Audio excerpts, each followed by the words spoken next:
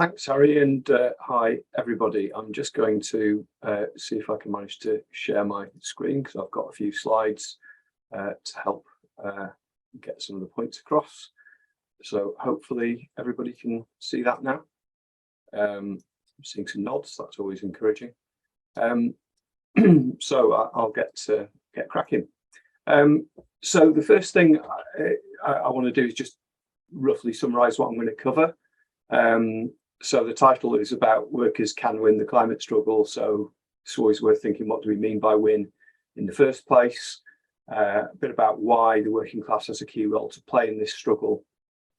And then some of the objections, I guess, to this notion that unions often put jobs ahead of the climate. Most workers aren't organised and there simply isn't time to organise workers given the urgency of the climate crisis. So that's what I'm going to try and whiz through to kick off some discussion.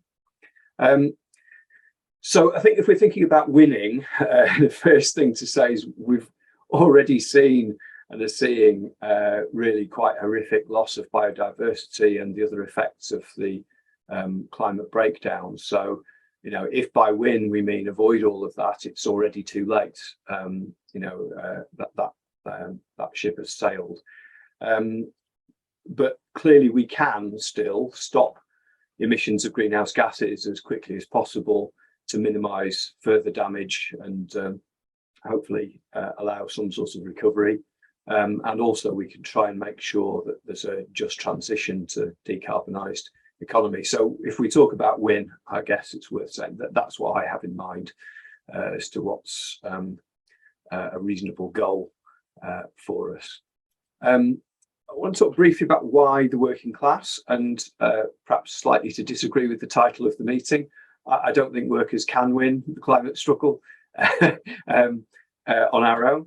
I think the working class, which is more than just people who are in paid work at any one time, have an absolutely central role to that. So that would include people who are too old, young, sick, unemployed, doing unpaid work, caring for others and all the rest of it.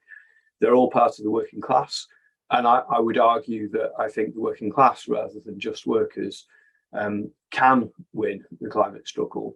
But probably even then, not on its own. I think it will need to ally with other forces, peasants, indigenous peoples and so on, who have shared interest in confronting the establishment that's holding on to a kind of fossil-powered world.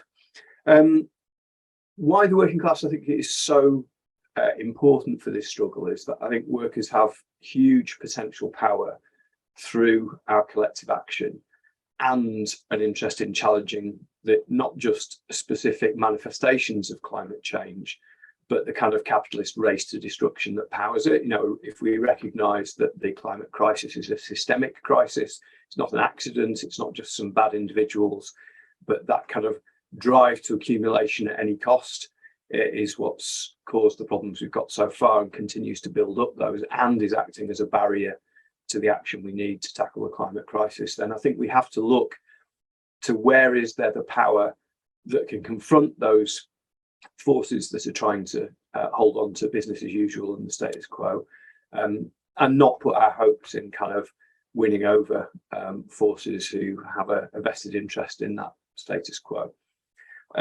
So that's some of the reasons I think the working class is so central. I guess another one I'd throw into the mix is that I think the very nature of working class life and the way that we can only solve our problems collectively does create a kind of bias towards democracy, which I think is really helpful for if we're trying to challenge bigger structural and social ills rather than looking for somebody to do things for us. So moving on to some of the objections to the idea that the working class can play that role.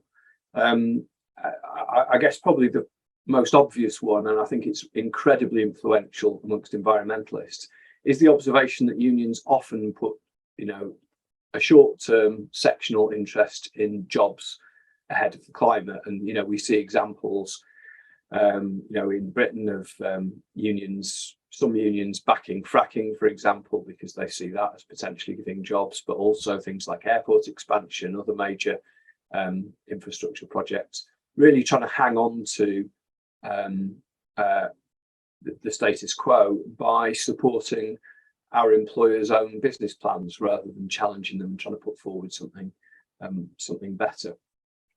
So part of the reason I don't think that's a persuasive argument against the idea the working class is key to tackling climate change is that workers aren't the same as unions. So the title of the meeting wasn't unions can win the climate struggle, but it's talking about workers, and I've suggested we should broaden that to the working class in alliance with others.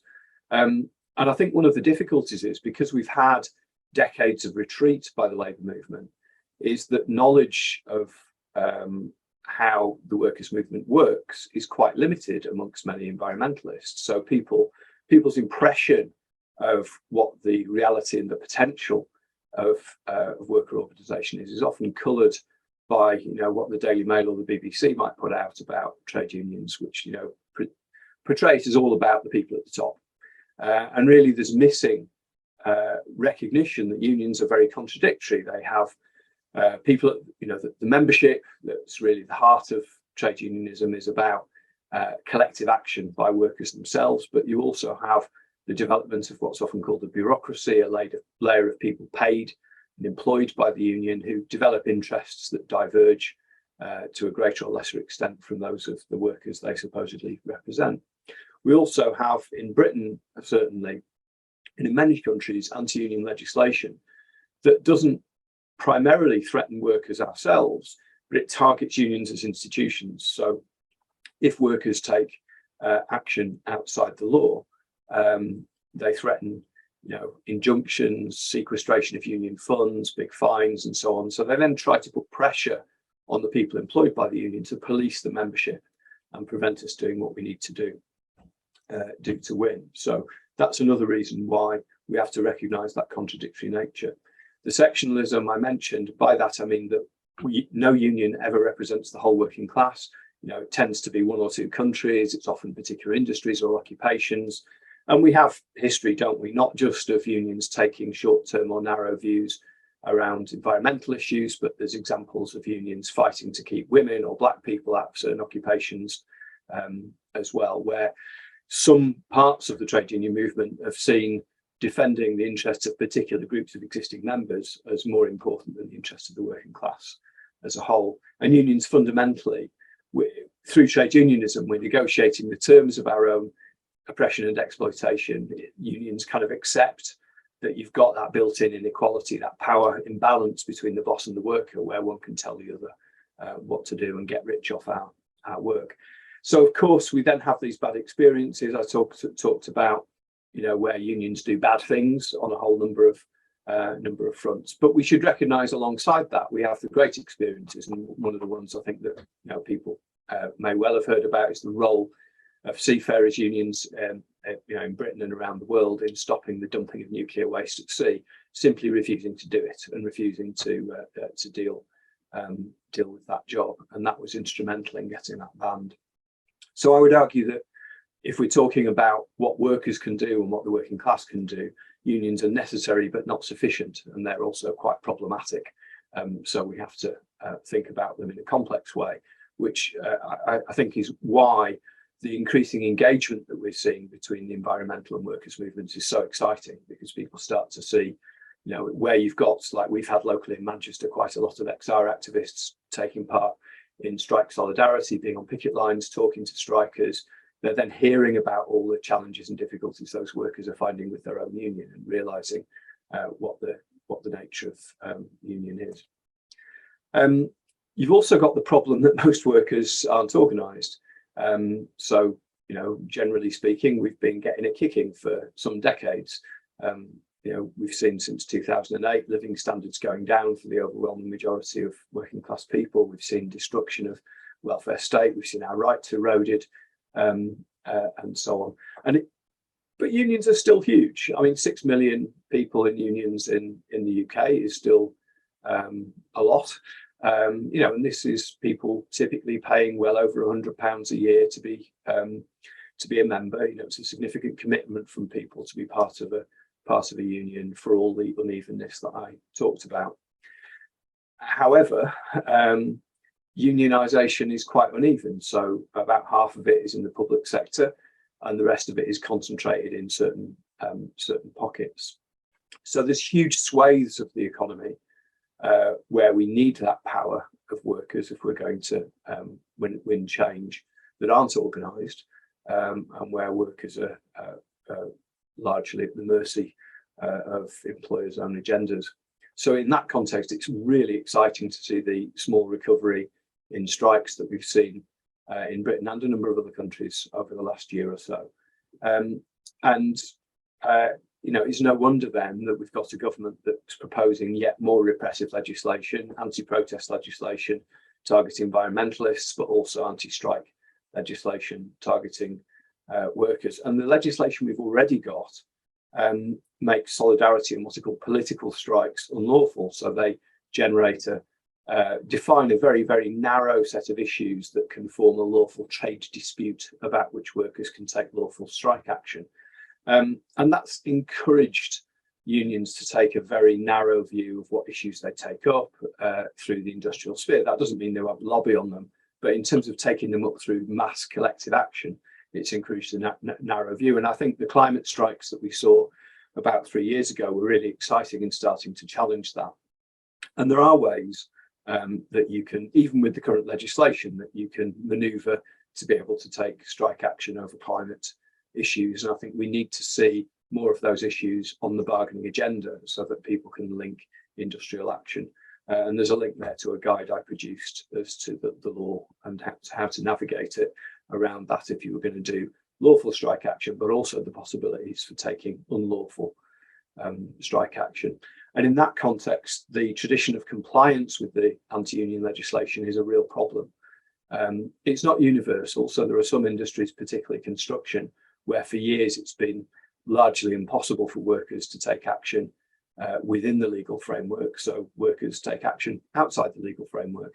And we may well see, if Truss goes ahead with her threats, if she's in office long enough, or her successors do, we may well see more workers put into that position where we have to choose between ineffective lawful action or effective unlawful action.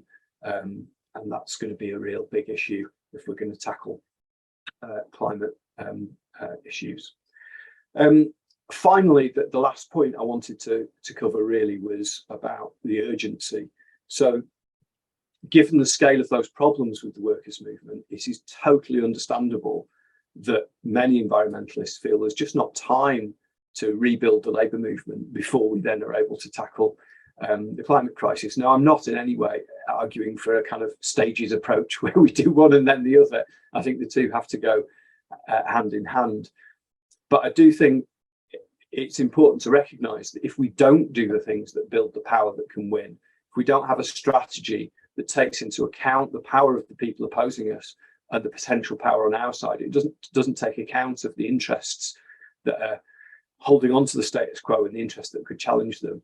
I think that we're potentially setting ourselves up for failure. It's a kind of more haste, less speed approach if we're not careful.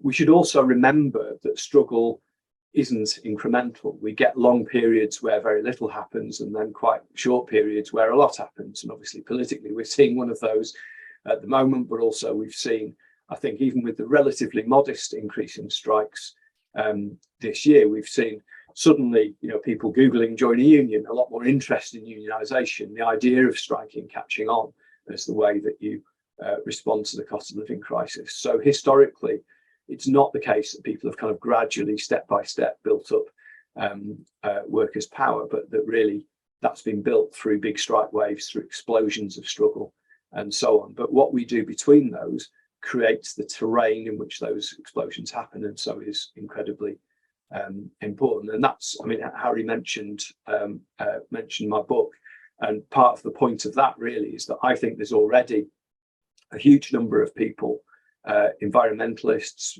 people inspired by Corbyn, and also just workers who are fed up with things at work, who would like to organise at work but don't know how to go about doing that effectively. So the idea of the book really was to equip people to be able to do that organising and start to take up some of those issues in a more effective and militant way. So that was really the thinking behind getting the book out. So probably that's enough from me, and hand back over to all of you for a discussion.